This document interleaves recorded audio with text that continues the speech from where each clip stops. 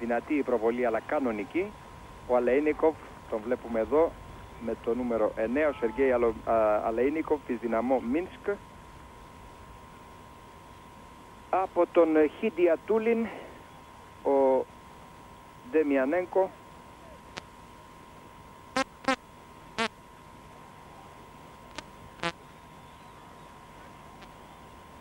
Προσπάθεια εκεί του Προτάσοφ.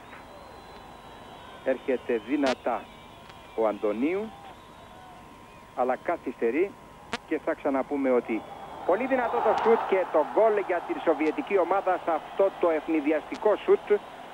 Πάρα πολύ δυνατό το ευνηδιαστικό σουτ που έγινε από τον Γιαροβένκο, από τον Ντόμπροβολσκι, συγγνώμη, το νούμερο 11. Ο Ντόμπροβολσκι λοιπόν με αυτό το μακρινό ευνηδιαστικό σουτ δεν συγχώρησε την ολιγορία των παιχτών και το πλάγιο out που κέρδισε ο Ξανθόπουλος χτυπώντας την μπάλα πάνω στα πόδια του Ράτση.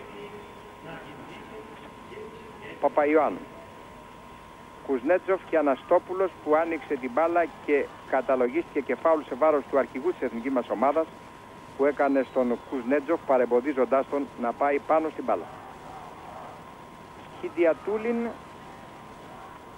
Ντομπροβόλσκι.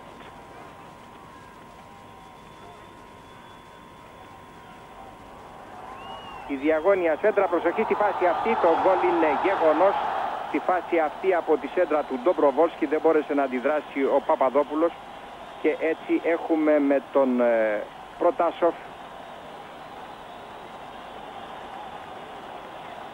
τον βλέπουμε εδώ, το 2-0 από τον Όλεκ Προτάσοφ της Γκολφ για να δώσει μια άλλη διάσταση στο μάτς.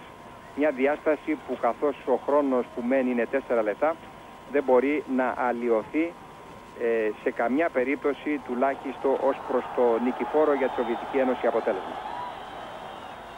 Η νίκη για τους Σοβιετικούς είναι θα έλεγε κανείς εξασφαλισμένη. Μια νέα σέντρα που έγινε από τον Γιάρεμτσουκ, μια προσπάθεια του Βαμβακούλαχ χωρίς συνέχεια, μια κόντρα πάνω στον Μίχο και υπάρχει μια πλήρης πρωτοβουλία κινήσεων των Σοβιετικών που εδώ θα μπουν και θα κάνουν το τρίτο τους γκολ με τον Γιάρεμτσουκ. Να λοιπόν που οι Σοβιετικοί θα τριπλασιάσουν τα γκολ, εδώ ο Παπαδόπουλος που δεν μπόρεσε να αντιδράσει. Βλέπετε λοιπόν ότι οι Σοβιετικοί ανήκοντας στο χώρο των μεγάλων